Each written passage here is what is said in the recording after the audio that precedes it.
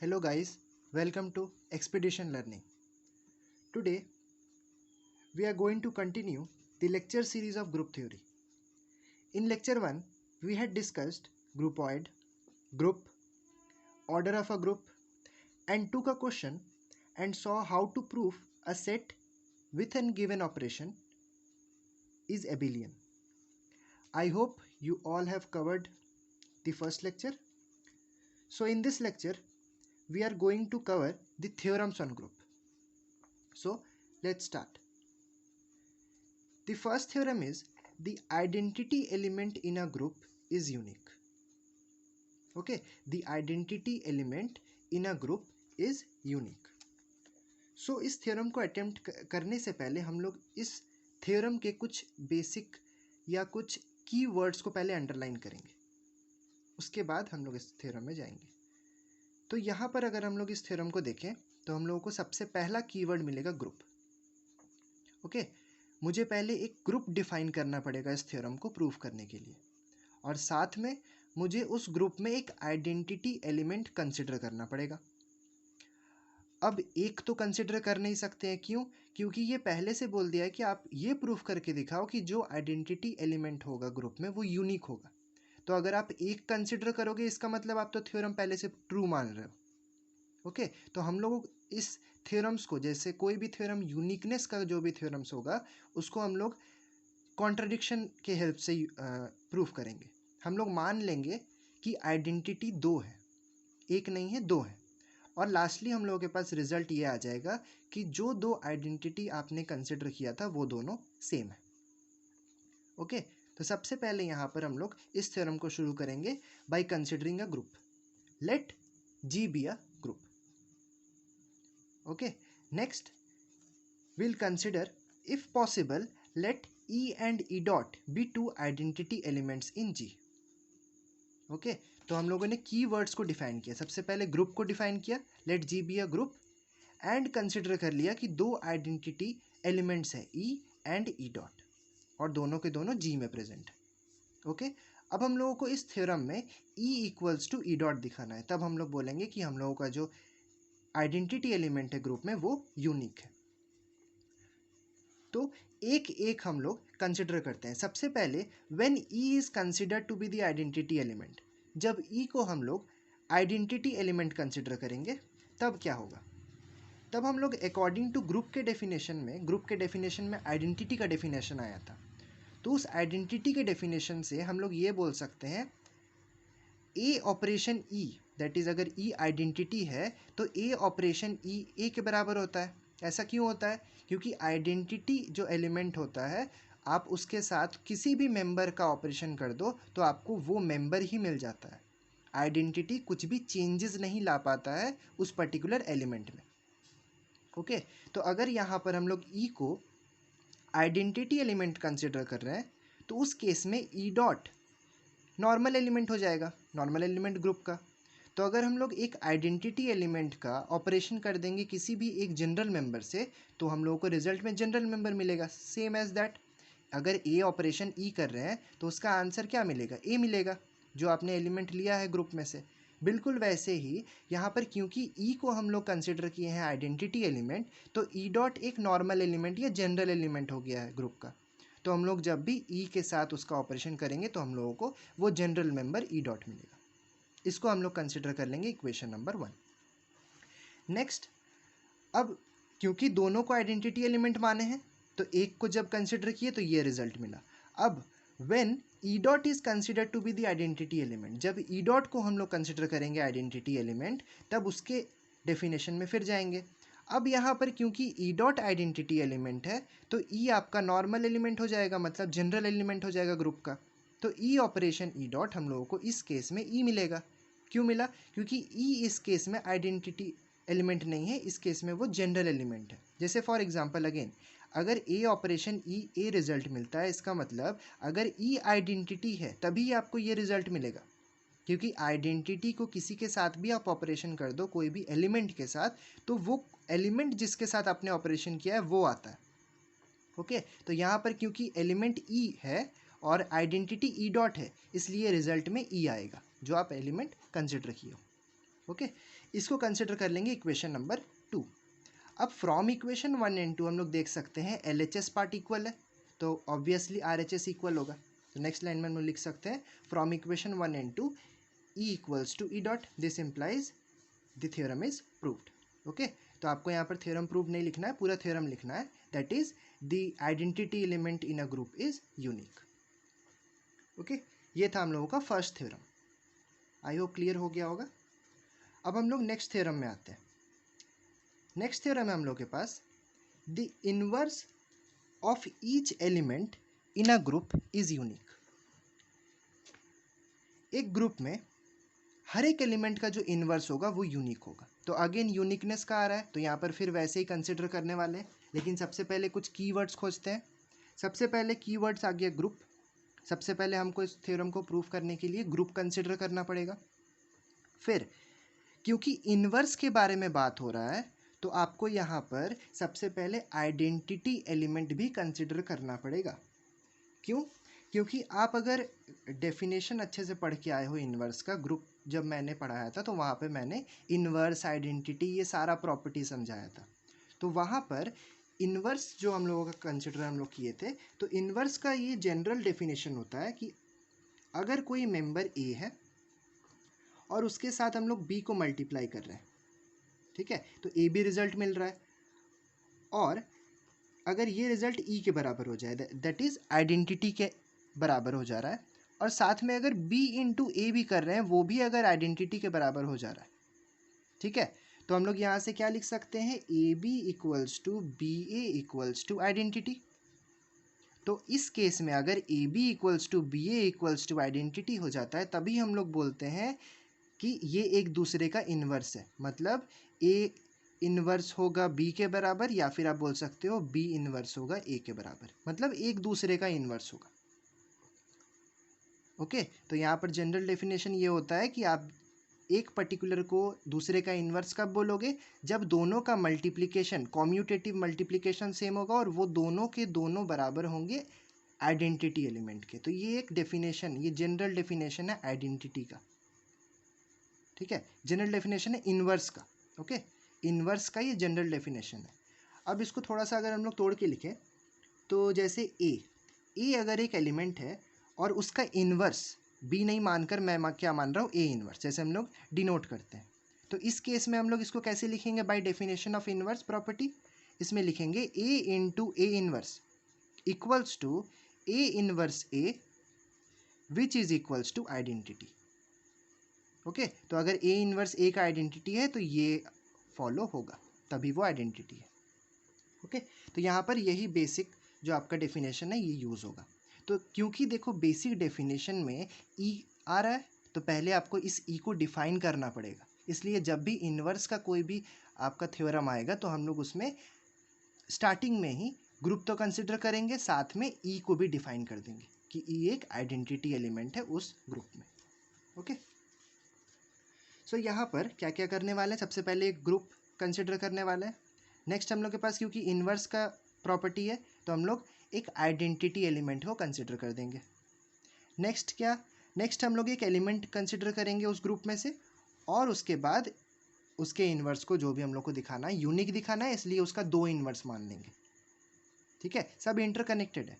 Group consider करेंगे, और क्योंकि इन्वर्स थ्योरम प्रूफ करना है, इसलिए आइडेंटिटी एलिमेंट कंसिडर करेंगे, और साथ में एक एलिमेंट कंसिडर करेंगे ग्रुप का, और क्योंकि उस एलिमेंट का यूनिक इन्वर्स दिखाना है, तो हम लोग उसका कंसिडर कर लेंगे लेट उस एलिमेंट का 2 इन्वर्स पॉसिबल है, और फिर उन दोनों इन्वर्स को अगर हम लोग इक्वल दिखा देते हैं, तो हम लोग का थ्योरम प्रूफ हो जाएगा।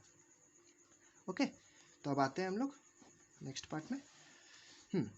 तो फर्स्ट कंसिडरेशन मैंने जैसे बोला था वैसा ही है, let G be a group, G एक ग्रुप है, और क्योंकि इन्वर्स का थ्योरम था, तो हम लोग कंसिडर कर लेंगे and E be the identity element in G. Okay, यहाँ तक हम लोग लिख दिए। अब एक एलिमेंट कंसिडर करेंगे, so let A belongs to G and if possible let B and C be the inverses of A in G. Okay, तो जैसे जैसे मैंने अंडरलाइन किया है वैसे वैसे डिफाइन करते जा रहे हैं। क्योंकि ग्रुप था तो ग्रुप डिफाइन किए, और क्योंकि इन्वर्स का प्रॉपर्टी है, यहाँ लिखा हुआ नहीं है कि आप आइडेंटिटी डिफाइन करो, लेकिन इन्वर्स में आपको आइडेंटिटी की ज़रूरत पड़ेगी, इसलिए हम लोग आइडेंटिटी को पहले ही डिफाइन कर दिए। ठीक है, उसके बाद एक एलिमेंट कंसिडर किए, क्योंकि हर एक एलिमेंट का इन्वर्स दिखाना है, तो लेट ए बिलोंग्स टू जी एक मेंबर, और क्योंकि उसका इन्वर्स यूनिक दिखाना है तो हम लोग उल्टा ले लेंगे, यूनिक नहीं दो ले लेंगे। If possible let B and C be the inverses of A in G. Okay, अब इसके बाद हम लोग क्या करने वाले हैं, हम लोग इन्वर्स का डेफिनेशन में जाने वाले हैं। ठीक है, तो जब हम लोग बी को इन्वर्स मानेंगे ए का, तो हम लोग क्या लिख सकते हैं, A operation B equals to B operation A equals to E. यहाँ पर ऑपरेशन कुछ भी हो सकता है, इसलिए बाइनरी ऑपरेशन के फॉर्म में है। ओके, तो A operation B equals to B operation A equals to identity, ये सिंपल डेफिनेशन है इन्वर्स का, by definition of inverse. Okay, अब ये कंसिडर किए जब बी उसका इन्वर्स है, बी ए का इन्वर्स है, लेकिन हम लोग के पास तो दो इन्वर्सेस है, सी भी तो इन्वर्स है, तो नेक्स्ट पार्ट में हम लोग सी को इन्वर्स मानने वाले हैं। ओके, नेक्स्ट पार्ट में when C is the inverse of A, okay, when C is the inverse of A, then according to the definition of inverse, A operation C equals to C operation A equals to identity, same previous वाला definition by definition of inverse. तो मैंने यहाँ पर ये result लिख दिया ताकि आपको देखने में दिक्कत ना हो। जैसे जब B उसका इन्वर्स था तो A operation B equals to B operation A equals to E आ रहा था, और जब C इन्वर्स है A का तो आएगा A operation C equals to C operation A equals to E by definition of inverse. इन दोनों को इक्वेशन 1 एंड 2 दे चुके हैं। अब आते हैं हम लोगों को क्या दिखाना है, हम लोगों को इसका इन्वर्स को यूनिक दिखाना है, मतलब हम लोगों को दिखाना है B इक्वल्स टू C। तो यहाँ पर एक क्रूशियल स्टेप आने वाला है। ठीक है, तो यहाँ पर मैंने ले लिया है ये line, B operation A operation C equals to B operation A operation C। अगर आप इसको ध्यान से देखोगे तो क्योंकि A B C तीनों के तीनों ग्रुप G में ही प्रेजेंट है, तो हम लोग by associative property of a group ये लिख सकते हैं कि B operation A operation C बराबर होगा, ब्रैकेट को आगे कर देंगे, B operation A operation C। Okay, तो ये तो हम लोग सिंपल बाय एसोसिएटिव प्रॉपर्टी ये लिख दिए, लेकिन मैंने ये क्यों लिया, B operation A operation C ही क्यों लिया? मैं तो A operation B operation C भी ले सकते थे। मेरा क्वेश्चन ये है जो आपके मन में भी आ रहा होगा कि जब हम लोग एसोसिएटिव प्रॉपर्टी दिखाते हैं ना, तो हम लोग जनरली ऐसे बोलते हैं, A operation B operation C equals to A operation B operation C, कुछ ऐसे ही लिखते हैं। मैंने जब डिफाइन किया था ग्रुप में तब भी मैंने ऐसे ही लिखा था, क्योंकि हम लोग जनरल हम लोग का ये सोचना होता है कि A B C उसी ट्रेंड में जाते हैं, A पहले B बाद में C लास्ट में। ठीक है, लेकिन यहाँ पर मैंने ऐसा क्यों लिया है, B operation A operation C क्यों लिया, B को पहले A उसके बाद C लास्ट में, ऐसा क्यों? तो ऐसा इसलिए होता है, देखो, क्योंकि हम लोगों को रिजल्ट दिखाना है B operation C। Okay, result को सोचते हुए चलते हैं, क्योंकि हम लोगों को B operation B equals to C दिखाना है, तो यहाँ पर जो आप कंसिडर करोगे ना, यहाँ पर जो आप एसोसिएटिव प्रॉपर्टी के लिए जो मेंबर्स कंसिडर करोगे, 3 मेंबर्स, उनमें B सबसे पहले आना चाहिए। अगर आप LHS लेके चल रहे हो B में, तो B सबसे पहले आना चाहिए, उसके बाद ऑपरेशन लगेगा। ठीक है, अब उसके बाद ब्रैकेट में जो मेंबर आएंगे, अब आप सोच रहे हो कि ब्रैकेट में हम A ऑपरेशन C, चलो मैंने बता दिया B स्टार्टिंग में है, ठीक है, B तो मैंने स्टार्टिंग में कर दिया, लेकिन यहाँ पर भी तो आपके पास चॉइसेस है। आप A ऑपरेशन C की जगह C ऑपरेशन A भी तो ले सकते थे, आप इसकी जगह B operation C operation A भी तो ले सकते हो। ठीक है, ये वाला क्यों नहीं लिए, हम यही वाला कंसिडर क्यों किए, क्योंकि मुझे इसको किसके बराबर दिखाना है, C के बराबर। ओके, तो यहाँ पर आपको लास्ट में C अलग होना चाहिए, मतलब ब्रैकेट में ये दो टर्म्स नहीं होने चाहिए दोनों साइड। ओके, अगर आपको लेफ्ट साइड में B रखना है तो आपको B को बाहर रखना पड़ेगा, और राइट साइड में क्योंकि C रखना है तो C को बाहर रखना पड़ेगा। ओके, तो इस वजह से B को स्टार्टिंग रखना पड़ेगा और C को एंडिंग रखना पड़ेगा, तभी आप एसोसिएटिव प्रॉपर्टी लगाओगे ना। तो यहाँ पर आप देखोगे कि C ऑटोमेटिकली बाहर चला जा रहा है। ठीक है। तो ये रिजल्ट b इक्वल्स टू सी दिखाने के लिए आपको यहाँ पर कैसा कंसिडर करना पड़ रहा है, सबसे पहले b लेना पड़ रहा है ऑपरेशन, फिर a ऑपरेशन c, क्योंकि b इक्वल्स टू सी दिखाना है तो आप सिंपल ये ध्यान रखो कि आप जो एसोसिएटिव प्रॉपर्टी लगाओगे उसमें b सबसे पहले होगा और c सबसे लास्ट में होगा, और उसके बीच आप a के साथ ऑपरेशन लगा के ब्रैकेट दे दोगे।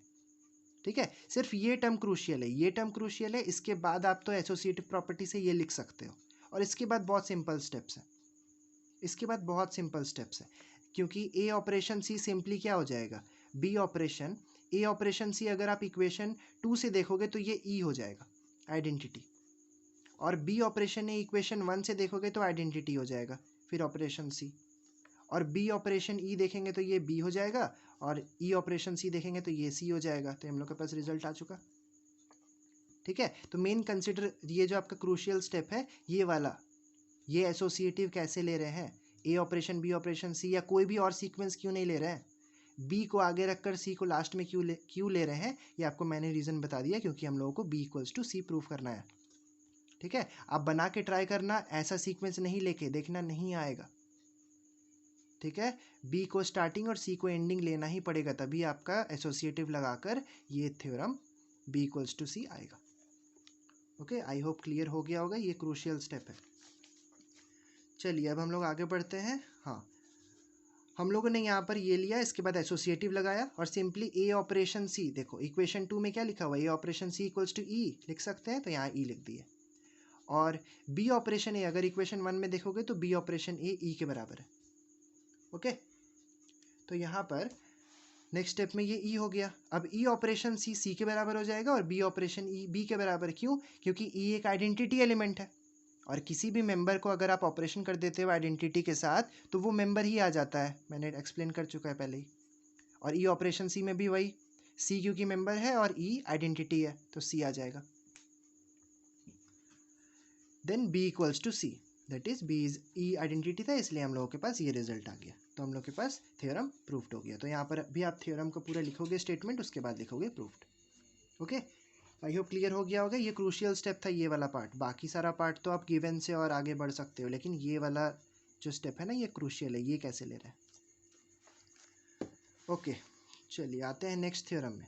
Theorem number 3, in a group if inverse of A is A inverse. एक ग्रुप में अगर ए का इनवर्स ए इनवर्स है, then the inverse of A inverse is A. Okay, अगर एक ग्रुप है उसमें अगर ए का इनवर्स ए इनवर्स है, देन ए इनवर्स का जो इनवर्स होगा वो ए होगा। ओके, तो इसको सिंपली हम लोग क्या बोल सकते हैं कि हम लोग को प्रूफ करना है ए इनवर्स का whole inverse equals to A. Okay, तो एक ग्रुप में हम लोग को इसको प्रूफ करना है। तो अब फिर से थोड़ा सा कीवर्ड्स अंडरलाइन करेंगे, उसके बाद थ्योरम को प्रूफ करेंगे। सबसे पहले क्योंकि ग्रुप आ गया तो सब थ्योरम में हम लोग देख रहे हैं, पहले ग्रुप डिफाइन करना पड़ेगा। ठीक है, फिर यहाँ पर आपको क्या पार्ट गिवन है, हाँ इनवर्स आ गया। तो मैंने आपको पिछले पार्ट में भी बताया, जब भी इनवर्स से रिलेटेड थ्योरम आएगा तो हम लोगों को एक आइडेंटिटी एलिमेंट अपने मन से कंसिडर कर लेना होगा। ठीक है, क्वेश्चन में गिवन नहीं है, लेकिन जब भी इनवर्स आएगा, let G be identity, let E be the identity element of G. ठीक है, ये लाइन लिखना होगा। ये हो गया।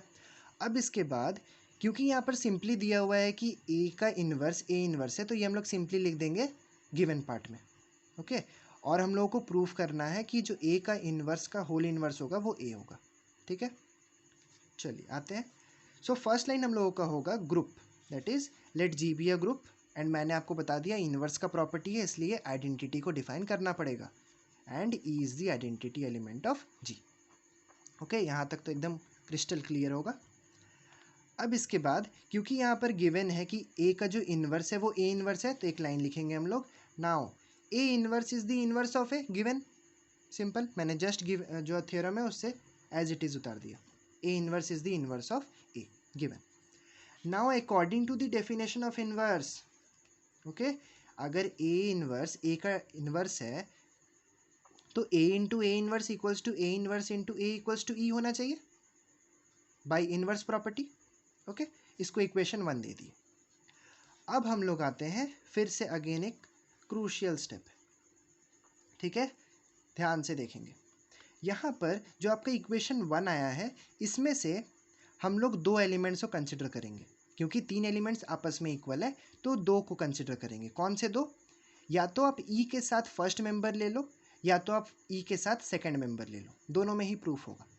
ठीक है, हम लोगों ने फर्स्ट के साथ ई को लिया है, पहले इसको देख लेते हैं, फिर मैं आपको सेकंड वाले के साथ भी बता दूंगा कि उसमें क्या अलग होगा। ओके, तो यहाँ पर हम लोग कंसिडर किए हैं from equation 1 A into A inverse equals to identity. Okay, अब मुझे प्रूफ क्या करना है? मुझे प्रूफ करना है यहाँ पर कि जो आपका इन्वर्स ए का इन्वर्स होगा, ए इन्वर्स का होल इन्वर्स जो होगा वो ए आएगा। ठीक है, तो मुझे यहाँ पर ना इस ए इन्वर्स को पहले एलिमिनेट करना होगा। ये जो ए इन्वर्स यहाँ पर प्रेजेंट है, इसको एलिमिनेट करना होगा, हटाना होगा। तो ये कैसे हटेगा? ये ऐसे हटने वाला है, आप दोनों साइड पोस्ट मल्टीप्लाई कर दो ए इन्वर्स के होल इन्वर्स से। मैं फिर से रिपीट कर रहा हूँ, आपको ए इन्वर्स यहाँ से एलिमिनेट करना है, क्योंकि ए इन्वर्स राइट साइड में है एलएचएस के, तो हम लोग दोनों साइड में पोस्ट मल्टीप्लिकेशन करेंगे ए इन्वर्स के होल इन्वर्स से। ओके, तो post multiplying both side by A inverse का होल इन्वर्स, यहाँ भी और यहाँ भी। अब यहाँ पर क्या करने वाले हैं? एसोसिएटिव प्रॉपर्टी यूज़ करेंगे। फर्स्ट मेंबर को छोड़ देंगे, सेकेंड और थर्ड को एक ब्रैकेट में ले लेंगे, A inverse into A inverse का होल इन्वर्स, और यहाँ पर ई इंटू ए इन्वर्स का whole inverse as it is, ये बाय एसोसिएटिव प्रॉपर्टी। ओके, अब यहाँ पर ये जो ए इन्वर्स है और ए इन्वर्स का ही इन्वर्स है, तो अगर यहाँ पर हम ए इन्वर्स को फॉर इंस्टेंस बी कंसिडर करें, ओके, फॉर इंस्टेंस मैं बोल रहा हूँ कि इसको मैं बी बोल रहा हूँ, तो क्या इस वाले को बी इन्वर्स बोल सकते हैं? क्योंकि ये वह क्या है, अंदर वाला बी है और उसका इन्वर्स है, तो बी इन्वर्स बोल सकते हैं। अब हम लोग ये जानते हैं कि बी इंटू बी इन्वर्स किसके बराबर होता है? आइडेंटिटी। ओके, तो यहाँ पर क्या हो जाएगा? B into B inverse identity. इसका मतलब A inverse into A inverse का होल इन्वर्स, ये भी किसके बराबर होगा? Identity E. Therefore A equals to E by using inverse property. Okay, और यहाँ पर ई इंटू कोई भी मेंबर कर दो, ये हम लोग पढ़ चुके हैं। ई के साथ आप किसी का भी ऑपरेशन कर दो, वो क्या देता है? वो जो आप एलिमेंट लिए हो वही आ जाता है। ई क्योंकि आइडेंटिटी है, कोई भी चेंजिंग नहीं कर पाता है। ठीक है, तो ये आ गया। अब यहाँ पर फिर से वही प्रॉपर्टी ए इंटू ई, क्योंकि आइडेंटिटी है तो ए का कुछ नहीं कर पाएगा, तो ए एज इट इज़ आ जाएगा, और ए इन्वर्स का होल इन्वर्स। तो यही हम लोग को प्रूफ करना था कि ए इन्वर्स का जो होल इन्वर्स होगा वो ए होगा, हेंस प्रूव्ड। ओके, यहाँ पर मेन आपका कंसिडर करना है ये वाला पार्ट। यहाँ से नेक्स्ट स्टेप में जाने के लिए ये आपको ध्यान रखना है कि अगर आप ए इन्वर्स को राइट साइड देख रहे हो तो पोस्ट मल्टीप्लाई करना है ए इन्वर्स के होल इन्वर्स से। ठीक है, अब मैं आपको बोल रहा था कि मैं आपको सेकेंड पार्ट बताऊंगा कि कैसे करना है। हाँ, तो फॉर इंस्टेंस अगर मैं जैसे फर्स्ट और लास्ट पार्ट को मैंने माना था, अगर सेकेंड और लास्ट को मानते तो क्या करते? अगर हम लोग यहाँ कंसिडर करते A inverse into A equals to identity, ये भी हो सकता है। ओके, तो यहाँ पर हम लोग क्या करते हैं ना, ए इन्वर्स के होल इन्वर्स से प्री मल्टीप्लाई करते दोनों साइड। ए इन्वर्स के होल इन्वर्स से प्री मल्टीप्लाई करते, क्यों? क्योंकि ए इन्वर्स को मुझे हटाना है। अब क्योंकि ये एलएचएस के लेफ्ट साइड में है, तो यहाँ मुझे कुछ मल्टीप्लाई करना पड़ेगा, तब हटेगा। ठीक है, इसलिए आपके प्री मल्टीप्लिकेशन हुआ यहाँ पर। अब यहाँ प्री मल्टीप्लिकेशन होने के बाद फिर एसोसिएटिव प्रॉपर्टी लगा देंगे, सेम जैसे उसमें गया वैसे ही जाएगा। ए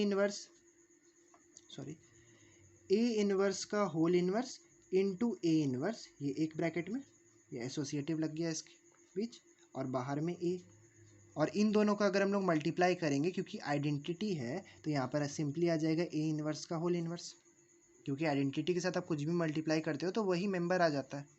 ठीक है, अब यहाँ पर फिर वही सेम रूल, ये अगर इसको बी कंसिडर करें तो फिर से बी इन्वर्स इंटू बी हो जाएगा। ये वाला अगर बी माने तो ये क्या हो जाएगा? बी का इन्वर्स, तो ये दोनों मिलकर आइडेंटिटी, फिर ए इक्वल्स टू ए इन्वर्स का होल इन्वर्स, और फिर आइडेंटिटी इंटू कोई भी एलिमेंट, ये आ जाएगा फिर ए इक्वल्स टू ए इन्वर्स का होल इन्वर्स। इसमें भी प्रूफ हो जाएगा। ठीक है, सिर्फ आपको ये ध्यान रखना है कि जब आप ए इन्वर्स को एलएचएस के लेफ्ट साइड में देख रहे हो तो आपको प्री मल्टीप्लाई करना है ए इन्वर्स के होल इन्वर्स से, और जब राइट साइड देखोगे एलएचएस के तब आपको पोस्ट मल्टीप्लाई करना है दोनों side. Okay, so I hope ये थ्योरम भी क्लियर हो गया होगा, थ्योरम नंबर 3। अब हम लोग आते हैं हम लोगों के लास्ट थ्योरम में, और ये इंपॉर्टेंट थ्योरम है। थ्योरम है हम लोगों के पास, प्रूव दैट ए बी का whole inverse equals to B inverse A inverse for all A B belongs to G. ठीक है, तो मैं यहाँ पर स्टेटमेंट नहीं लिखा हूँ पूरा थ्योरम का, जस्ट यहाँ पर जो उसका मैथमेटिकल फॉर्म है वो लिखे। ठीक है, तो यहाँ पर इसको कैसे प्रूफ करने वाले हैं, यहाँ पर फिर से कंसिडर करने वाले हैं, क्योंकि यहाँ पर डिफाइंड वैसा पर्टिकुलर लिखा हुआ नहीं है ग्रुप वगैरह, लेकिन हम लोग यहाँ से देख सकते हैं क्योंकि जी डिफाइंड लिखा हुआ है यहाँ पर जी, तो जी एक ग्रुप ज़रूर होगा, तो जी को पहले लिखेंगे, let G be a group. फिर मुझे ये सारा चीज़ डिफाइन करना पड़ेगा। क्या क्या डिफाइन करना पड़ेगा, सबसे पहले इस थ्योरम को प्रूफ करने के लिए मेरे पास क्या क्या होना चाहिए, मेरे पास ए बी प्रेजेंट होना चाहिए, तो ए बी को पहले डिफाइन करेंगे। ठीक है, फिर उसके बाद मेरे पास बी इनवर्स प्रेजेंट होना चाहिए, बी इनवर्स को पहले डिफाइन करेंगे, और ए इनवर्स भी होना चाहिए। पहले ये तीन चीज़ मुझे मिल जाएंगे, उसके बाद हम इस थ्योरम को प्रूफ करेंगे। ओके, और इनवर्स का हमेशा प्रॉपर्टी याद रखना, इनवर्स का बहुत क्रूशियल है कि अगर एक दूसरे का इन्वर्स है तो ये प्रॉपर्टी होल्ड करेगा, ए इंटू उसका inverse equals to A inverse into A equals to E. ये सब जगह यूज़ होगा, यहाँ भी यही यूज़ करने वाले हैं। ठीक है, तो ये बेसिक ध्यान रखना है। चलिए आते हैं प्रूफ में। फर्स्ट पार्ट में हम लोग को क्या करना है, फर्स्ट पार्ट में यहाँ पर हम लोग कंसिडर करेंगे let G be a group. G एक ग्रुप है, डिफाइन किए। अब मुझे दिखाना है ए बी प्रेजेंट है जी में, तो सबसे पहले दो मेंबर ले लेते हैं ग्रुप के, ए और बी। ठीक है, अब क्योंकि ये ग्रुप है तो बाय क्लोजर प्रॉपर्टी हम लोग ये बोल सकते हैं कि ए बी भी प्रेजेंट होगा जी में, ये हम लोग पढ़े हुए हैं बाय क्लोजर प्रॉपर्टी। ओके, तो ए बी हम लोग के पास डिफाइंड हो गया कि ए बी कहाँ है, जी में है। ठीक है, बाकी कौन बचा, ए इनवर्स और बी इनवर्स, तो अब उनको डिफाइन करते हैं। तो अब लेट या ऑल्सो, क्योंकि पहले से लेट कर चुके हैं, ऑल्सो ए जी में भी है और बी भी जी में भी। ठीक है, ए भी है जी में और बी भी है जी में, इसका मतलब ए अगर जी में है तो ए इनवर्स भी जी में होगा, और बी है तो बी इनवर्स भी होगा। ये कौन सा प्रॉपर्टी, ये भी ग्रुप का ही प्रॉपर्टी, बाय इनवर्स प्रॉपर्टी। अगर एक मेंबर ग्रुप में होता है तो उसका इनवर्स भी उसी ग्रुप में प्रेजेंट होता है, ग्रुप के डेफिनेशन में पढ़े हैं। ठीक है, तो यहाँ से हम लोग क्या क्या डिफाइन कर दिए, ए बी को भी डिफाइन कर दिए और ए इनवर्स और बी इनवर्स को भी हम लोग डिफाइन कर चुके। अब हम लोग आते हैं, ये जो ए इनवर्स और बी इनवर्स लिखे हैं ना, इनका डेफिनेशन को लिख देते हैं। ठीक है, तो अगर ए इनवर्स ए का इनवर्स होगा तो क्या लिख सकते हैं हम लोग, by definition of inverse A into A inverse equals to A inverse into A equals to E. Similarly B into B inverse equals to B inverse into B equals to E, दोनों का definition है, simple. अब इसके बाद हम लोग फिर से एक क्रूशियल स्टेप में आने वाले हैं। ठीक है, क्रूशियल स्टेप में ये ध्यान रखना, A into A inverse equals to A inverse into A equals to E, ये जनरल फॉर्म याद रखना, क्योंकि अब उसी पे मैं आपको बताने वाला हूँ। ठीक है, यहाँ पर लिख देते हैं, A into A inverse equals to A inverse into A equals to identity. ठीक है, अब यहाँ से मैं जो प्रूफ करने वाला हूँ उसको मैं पहले बता रहा हूँ। देखो, मुझे प्रूफ करना है यहाँ पर कि ए बी का जो इन्वर्स होने वाला है ना, वो क्या होने वाला है, वो होने वाला है बी इन्वर्स ए इन्वर्स। ठीक है, ये मुझे प्रूफ करके दिखाना है। इसका मतलब मुझे दिखाना क्या है, मुझे दिखाना है, देखो जब मुझे इन्वर्स दिखाना होता है तो दोनों का प्रोडक्ट लेते हैं दोनों फॉर्म में और इक्वल्स टू ई दिखाते हैं। तो मुझे अगर इसका इन्वर्स ये दिखाना है तो मैं अगर ये दिखा दूँ A B that is member into उसका इन्वर्स, ठीक है, ये, और साथ में इक्वल्स टू उसका इन्वर्स इनटू वो मेंबर, जस्ट आगे पीछे किए हैं। देखो जैसे यहाँ पर ए इंटू ए इन्वर्स है, वैसे यहाँ पर ए बी पूरा मेंबर है और उसका इन्वर्स है। ठीक है, और फिर नेक्स्ट स्टेप में क्या किए, equals to A inverse into A that is inverse into that member. ये दोनों अगर बराबर आ जाए ई के तो हम लोग बोल देंगे कि ये जो आपका इन्वर्स ए बी का होल इन्वर्स जो होगा वो ये होगा। ठीक है, सब डेफिनेशन से ही जा रहे हैं, यहाँ पर थोड़ा शॉर्ट डेफिनेशन है, यहाँ पर क्योंकि एलिमेंट कंबाइंड किए हुए हैं इसलिए यहाँ पर ऐसा हो रहा है। ठीक है, यहाँ एक ए एलिमेंट है, यहाँ पर आपका एलिमेंट ही ए बी है। इसलिए फर्स्ट एलिमेंट आया ए बी और उसका इन्वर्स हम लोगों को बी इन्वर्स ए इन्वर्स। वैसे थोड़ा सा हम लोग चीटिंग कर रहे हैं क्वेश्चन से। क्वेश्चन में जब भी प्रूफ रहता है ना तो आंसर गिवन रहता है, तो यहाँ पर हम लोग लिख पा रहे हैं क्यों, क्योंकि हम लोग को क्वेश्चन में ये प्रूफ करने दिया है। तो हम लोग सिंपली लिख सकते हैं क्योंकि ये इसका इन्वर्स है, तो ए बी इंटू ये जो इन्वर्स पॉसिबल जो आंसर है उन दोनों का प्रोडक्ट करेंगे तो ई के बराबर आना चाहिए। दोनों कॉम्यूटेटिव में भी इसको आगे लो या इसको इधर लो। ओके, तो ये हम लोग को दिखाना है, दिस इक्वल्स टू ई। तो हम लोग क्या लेके चलेंगे, हम लोग पहले ये लेके चलेंगे, इसको सॉल्व करेंगे, फिर ये वाला लेके चलेंगे, इसको सॉल्व करेंगे। अगर दोनों ई के बराबर आ जाते हैं तो वेल एंड गुड, आ जाएगा प्रूफ।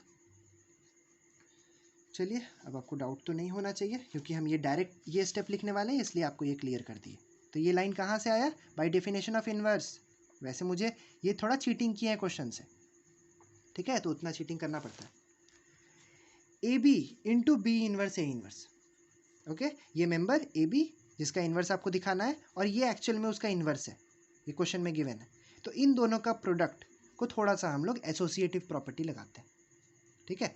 तो बाय यूजिंग एसोसिएटिव प्रॉपर्टी हम लोग क्या लिख सकते हैं, इस ए इन्वर्स को बाहर कर देंगे तो ये 3 मेंबर अंदर आ गए, ठीक है। अब इस 3 मेंबर की जगह हम लोग ऐसे भी कर सकते थे, इन दोनों को एक ब्रैकेट में ले लो, इन दोनों को एक ब्रैकेट में ले लो।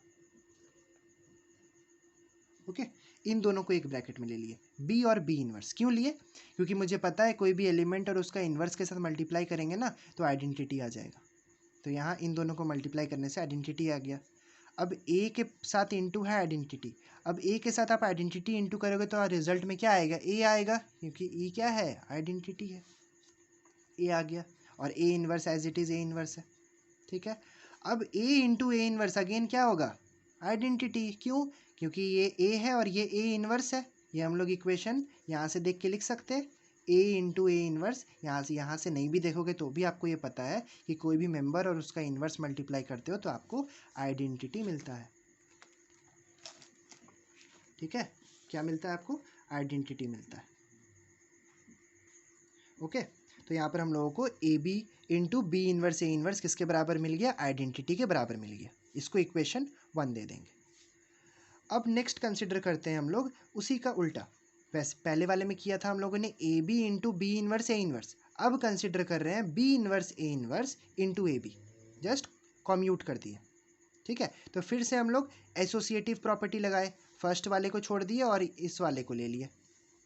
तो इस वाले में फिर हम लोगों को क्या मिलेगा, यहाँ पर इन दोनों को एक साथ ले लेंगे, ए इन्वर्स और ए। क्यों, क्योंकि मुझे पता है कोई भी एलिमेंट और उसका इन्वर्स मल्टीप्लाई करने से बन जाता है आइडेंटिटी, ठीक है। और उसके साथ बी प्रेजेंट है, फिर बी इंटू ई करेंगे तो फिर मिल जाएगा बी, क्योंकि ई क्या है, आइडेंटिटी, कोई भी चेंजिंग नहीं कर पाएगा बी में।